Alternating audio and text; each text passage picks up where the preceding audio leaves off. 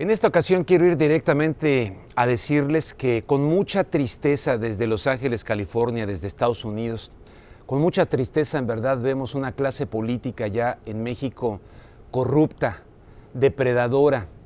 Es muy triste lo que está pasando allá en mi querido país México y tengo un libro que quiero compartir con ustedes porque me gustaría que lo conozcan precisamente para primero poder darnos cuenta de todo lo que ha pasado en las últimas elecciones mexicanas desde el 2006 para acá, otras, lo que ha venido con todo esto de las reformas que nos están presentando en México como la salvación para el país en muchos aspectos.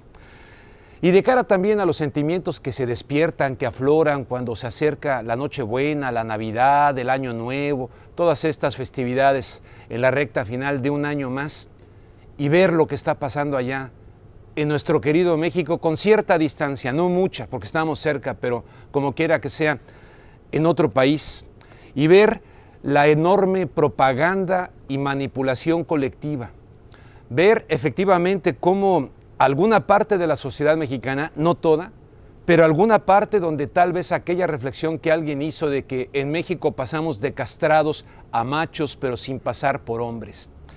El notar las mentiras descaradas de muchos políticos, la indiferencia de muchos otros, o que de plano estén de espaldas a la realidad. Acabo de entrevistar al presidente del PAN hace poco en radio, Gustavo Madero.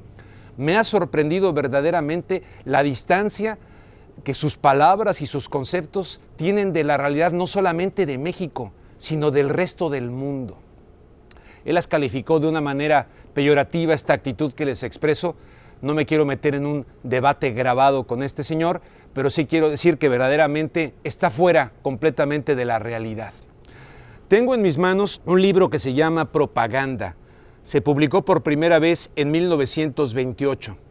El autor de este libro, ese sí que fue, y sus teorías y sus conocimientos siguen siendo influyentes, verdaderamente influyentes en el mundo. Me refiero a Edward Bernays.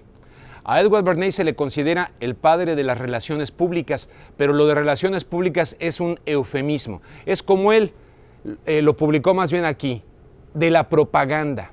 Déjeme decirle que incluso Goebbels y los nazis se inspiraron mucho en la propaganda de Edward Bernays, sobrino, doblemente sobrino de Sigmund Freud. Su hermana, es decir, su mamá, era hermana de Sigmund Freud y su papá era cuñado de Sigmund Freud. Vinieron de Austria a los Estados Unidos, se instalaron en Nueva York y este señor Edward Bernays, una de las primeras cosas que hizo desde muy joven fue participar con el presidente Wilson para convencer, torcer el cerebro de los norteamericanos para que participaran en la Primera Guerra Mundial. Hubo una campaña, hubo una comisión, un comité de información y la comisión Krill, ahí participó Edward Bernays, de un país que no quería ir a la guerra.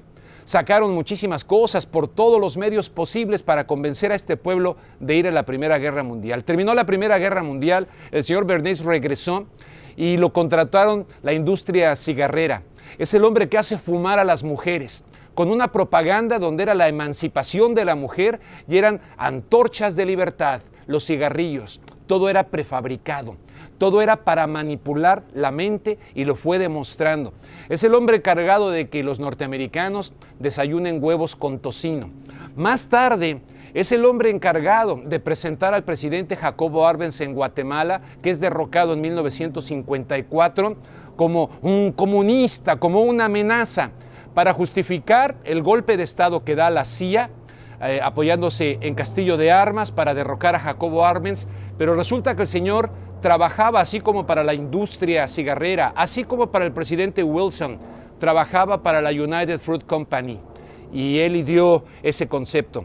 Hagan investigación, busquen y por favor les recomiendo muchísimo este libro hablando de la mente colectiva. Bueno, en México tiene que ir en contra de esto. México tiene que despertar. Si quiere ser un país, si quiere seguir siendo México como tal, tiene que ir en contra de todo lo que este señor aquí va narrando, de cómo muchas personas, de cómo se va formando la opinión pública e incluso cómo se va formando la apatía, la indiferencia en una sociedad disque democrática. El señor Edward Bernays decía que era necesaria la propaganda en una democracia para que la gente no se saliera del carril, para que fueran muy obedientes a lo que dictaran los poderes políticos en contubernio con los poderes económicos a través de las grandes corporaciones. Repito, ojalá México despierte. Necesitamos una verdadera educación en México, una educación en su etimología, que es sacar, no meter ni estar preparando a los mexicanos para que sean soldaditos convenientes al sistema económico que está privilegiando únicamente ser consumidores de mercancías masivas en un mercado masivo. No estamos hechos para eso. La misma Navidad, desde el punto de vista cristiano, nos invita, si se es creyente o no se es creyente, nos invita realmente a algo muy distinto a esta celebración vacía, hueca, superficial, que se celebra más bien en los malls, en los supermercados. Este señor supo conocer perfectamente bien, utilizando los conocimientos de su tío, de Sigmund Freud, y de otros psicólogos también, supo llevarlo al terreno de la manipulación colectiva para la conveniencia del poder político y del poder económico. Este señor sigue teniendo gran influencia en México, en los mexicanos, en sus hábitos, en sus conductas. Nos siguen manipulando a su antojo. Desde acá, desde Los Ángeles, la invitación para que juntos, quienes creemos tener un poco de conciencia, busquemos una salida a este callejón que verdaderamente nos lleva a una especie de suicidio colectivo.